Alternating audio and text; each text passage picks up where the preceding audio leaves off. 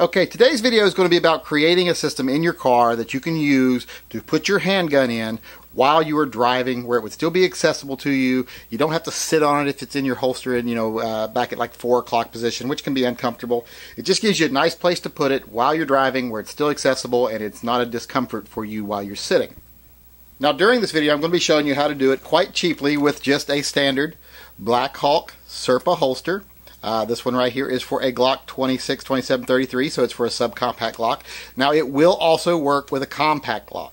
The only difference is you'll have like a 1/4 inch of a barrel sticking out the bottom, which isn't a big problem with the type of application we're going to be using this for. And vice versa, if you got the one for the 19, the only thing you would have is you would have a little bit of empty at the bottom of the holster, which wouldn't be an issue either for the situation we're using. This was $35. I found this at my local dealer and it was on clearance, so I spent $15 for this. So $15 for the primary part that I need to complete this project. That's not a bad deal, and the only thing I'll need other than this are a couple of small parts. Okay, all you're going to need is the holster itself. You will need some screws that have a heavy thread that are self-tapping that will hold into plastic well. You will need possibly some washers, possibly not, depending on how big the screw heads are. And one other thing you may need later, which I don't need now for the installation, but I get these just in case, is these little caps. You can just paint these to whatever color your console is with some paint that's formulated for plastic. And then if you ever decide to remove this application, you just take the screws out, you pop these in where the screws were, and you'll never know it was ever installed. Now, one other thing you may need, depending on how you choose to alter the holster, is you may need a file, but I'll show you in a little while why you may need that file and you may not. Okay, first we're going to need the holster, so let's get the holster out here.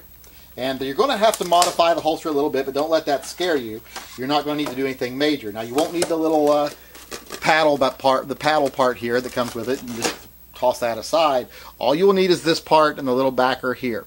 Now, one thing you will need to do, and I'll show you this later during the installation, is you will be able to heat this with a heat gun or a hairdryer and bend these to where they're a little straighter.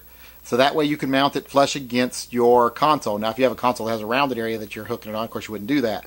But most consoles are going to be flat the way you're mounting it, so you'll want to flatten these outward a little bit so you get a little bit more of a flat up against the surface when you're screwing it in, because screws, as we all know, work a lot better when they're flat up against the surface.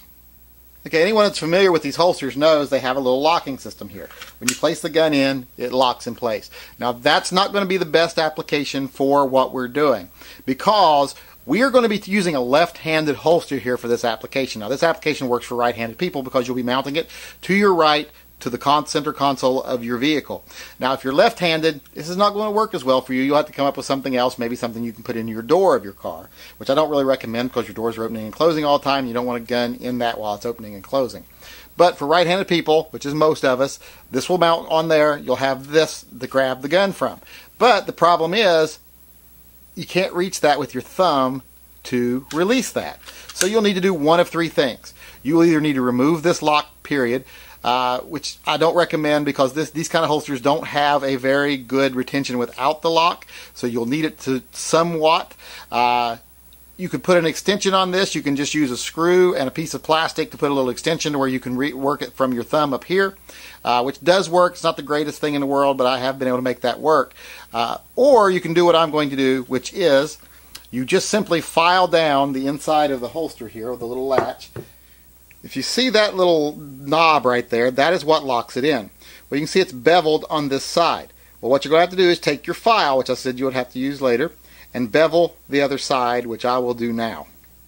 Now, before I actually start modifying this holster so I can use it, I just want to let people know that the only reason I'm modifying this holster is because I have done a similar thing before with one of these holsters to use them, and I know how to do it. I feel comfortable that I can do it. Now, if I did not feel comfortable doing that, and even if I did feel comfortable doing it, it wouldn't be my first choice. My first choice would be to get a holster that's similar to this, that does not use this. It uses the screws to tighten the holster down for retention.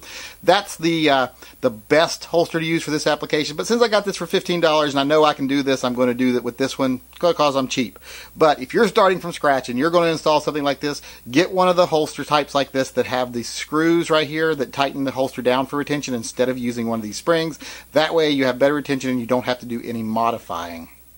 Okay, now I have it filed down in there, so now it does lock in there very well. It's not coming out, but if you pull with any kind of force whatsoever, it snaps free. You don't have to actually press the lever anymore. It just kind of snaps out, which is kind of what you wanted. And now you can go ahead and tighten the little screw down here to give yourself even a little more retention.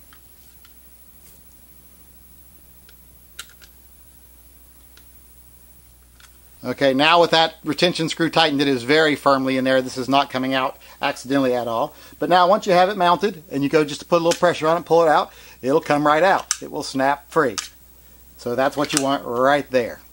Our next step now is just to bend these wings out to where they're a little flatter. We'll just heat them up with our trusty heat gun here and bend them outward. Oh, and you can remove these little clips right here. You won't be needing these unless you choose to drill through them and use them as some sort of mounting bracket. But I'm not going to do that. I'm just going to remove them.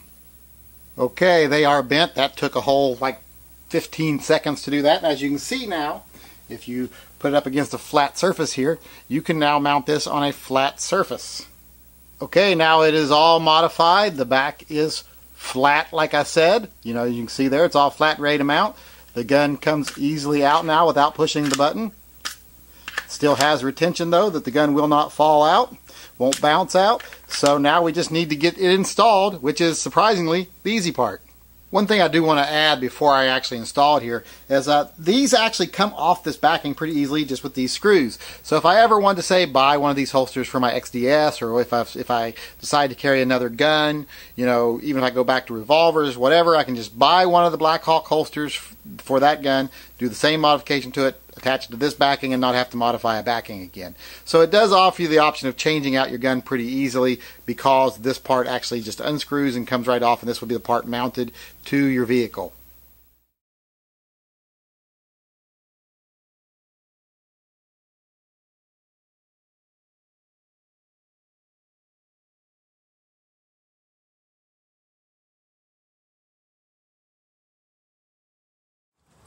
Okay, the first thing I'll need to do, since this curves and it's not a straight line, I need to decide the cant of the holster, which you adjust by the screws in the back. So I'm just going to hold it where I want it and kind of decide, you know, how do I want the holster to sit once I put it on here. Okay, now that I have the cant and I know how I want it and where I want it, I'm just going to put it in place, hold it right where I want it, and then mark my drill holes. Now I want to put the drill holes a little low. I mean, I'd be tempted to put them clear up here at the top, but I don't want to do that because then I have no up and down movement of the holster. So I want to put them at least an inch down. And that should have me exactly where I want to be, right there. Got my little holes marked. Okay, now I'm just going to drill a couple little pilot holes.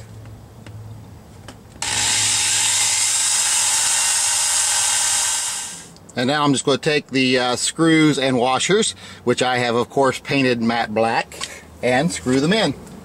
Okay, now that it's started, I just need to put it in position and tighten it down. Now one thing I will recommend you do with here, I will recommend you do use manual screwdrivers, because when you're drilling into plastic and when you're screwing into plastic, you really don't want to over tighten, because then you'll lose your grip, you'll strip it out real easy.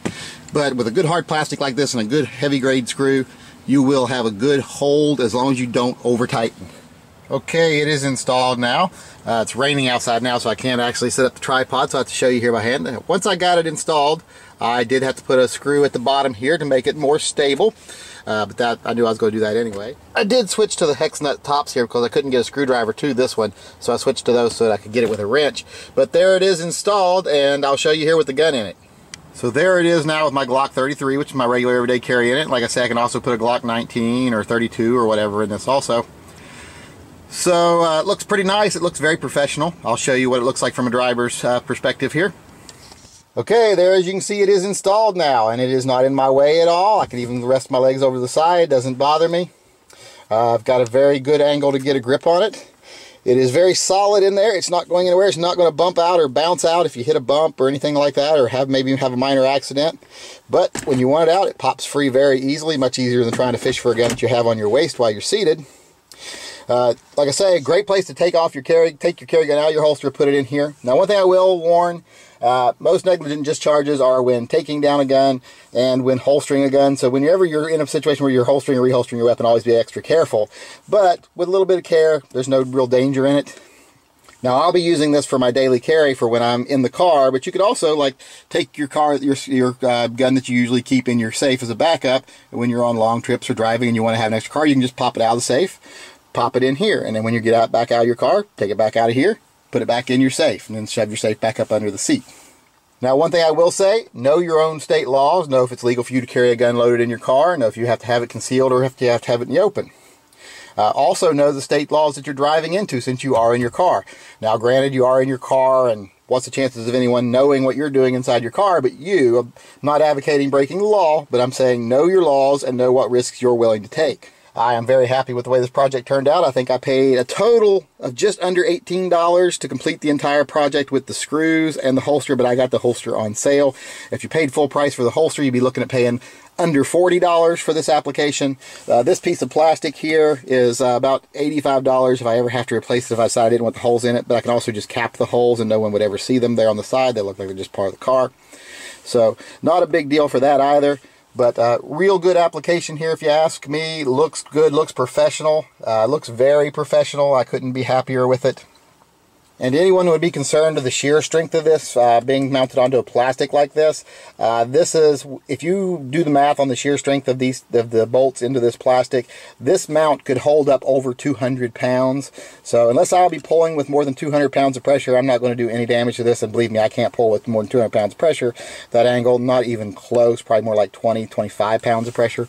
So it's very stable, very secure. So there it is, completely installed. It looks good, looks professional, it's solid, it works very well. So in the end, if you have even the least little bit of skills and you want to try to do this, I would highly recommend it because it's easy to do and the results are definitely worth it.